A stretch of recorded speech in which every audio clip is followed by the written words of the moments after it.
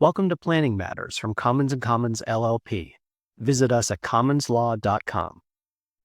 Hi, everyone. My name is Mary Beth Melso, and I'm joined by my colleagues Sierra Winecam and Christina Miller, and we are all estate planning attorneys at Commons & Commons. And today we wanted to discuss the estate planning meeting.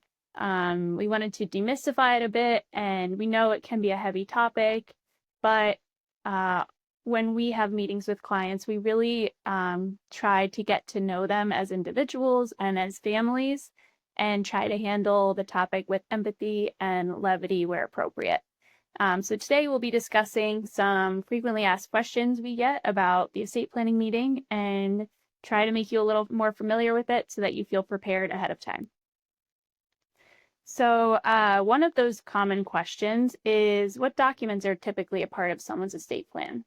So I'm going to pass it to Sierra. Thanks, Mary Beth. Thanks for that lovely introduction. So part of our estate plan is we like to recommend 3 key documents to all of our clients. The first one is your will, which most people are familiar with. It manages your probate assets after your death. And then the other 2 documents are used during your life. The first is the Advanced Healthcare Directive, and the second is the Durable Financial Power of Attorney. The Durable Financial Power of Attorney is used to manage your assets on your behalf while you are still alive, but when you are unable to pay your bills, manage your finances on your own. And then the Advanced Healthcare Directive is 2 documents in one: your living will, which explains your end of life wishes, and your healthcare power of attorney, in which you name agents to advocate for you in medical settings when you're unable to communicate for yourself. Another common question that we often receive before our estate planning meetings is, what type of information is typically discussed during these meetings? And for this, we're going to talk to Christina. Thanks, Sierra. So in these meetings, we typically start with any questions or concerns or goals that you may have that would help us frame the conversation moving forward. And then we'll start with basic background information, and we'll talk about your relationships with your family and friends and others important in your life.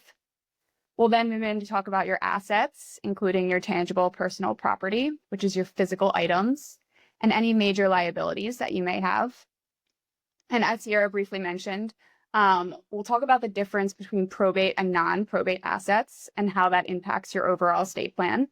And if you want to know more about this topic prior to your meeting, we have another video called "Should Probate Be Avoided?" and an article called "Will Substitutes to Avoid Probate?" if you want to check those out. So during the meeting, we'll also talk about how you would like to structure your plan and who or what organizations you want to receive your assets. We'll also talk about trusts and if and when they make sense to include in an estate plan. We'll talk about taxes, including inheritance taxes and federal estate taxes, and if they're applicable to you. We'll then move into the people that will be part of your estate plan, which includes individuals or organizations that you would like to serve in the fiduciary roles of executor, trustee, and guardian of minor children. So that really covers your will. And then, as Sierra mentioned, we have 2 other documents that we discuss in these meetings, which is your Advanced Healthcare Directive and the agents that you would like to name, and your Financial Power of Attorney and the agents that you would like to name under that document. So our next question is, how should clients prepare for an estate planning meeting? And I'm going to toss that over to Mary Beth. Thanks, Christina. So you really don't have to do anything to prepare for your estate planning meeting. We guide you through the process, and we'll talk about everything that Christina talked about already.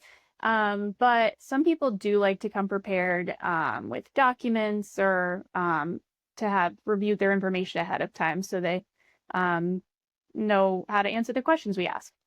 So some of those things that you can do to prepare are reviewing your assets, specifically what types of assets you have, how they're titled, any beneficiaries that you might have named on those assets, and approximate values. We'll also be asking about your major liabilities, so it's a good idea to look at those ahead of time. and we'll be thinking with you about how you would like your estate to be distributed. So you might want to think about the people and organizations important in your life and how you want to set up your legacy.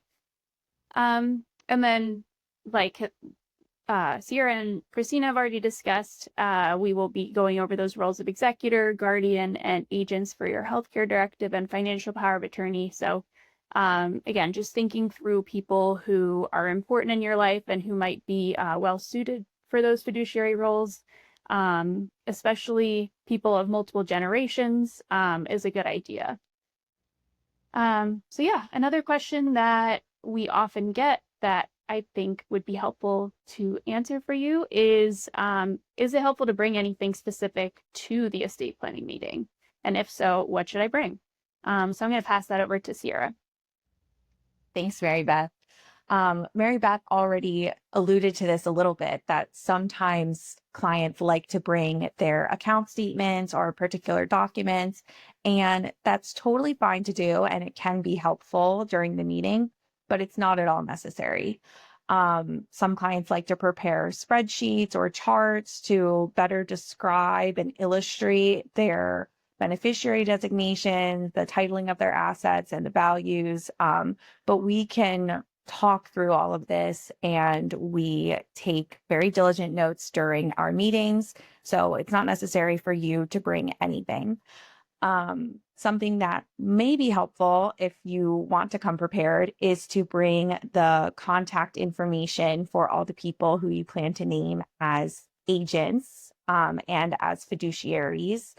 And it's okay if you don't. We will send you a comprehensive follow-up email summarizing our meeting and inquiring as to any needed contact information or any other follow-up questions that we didn't get to cover during our meeting. Well, we hope that this helped give you a better idea of what to expect in your estate planning meeting and what you can do to prepare ahead of time. Thank you so much, Mary Beth and Christina, for joining me. This has been great. This has been Planning Matters from Commons & Commons LLP. Visit us at commonslaw.com. This content is for informational purposes only and does not constitute legal advice. You should not act or refrain from acting based on the information provided without getting specific advice from your lawyer. The information herein is subject to change and may become quickly outdated.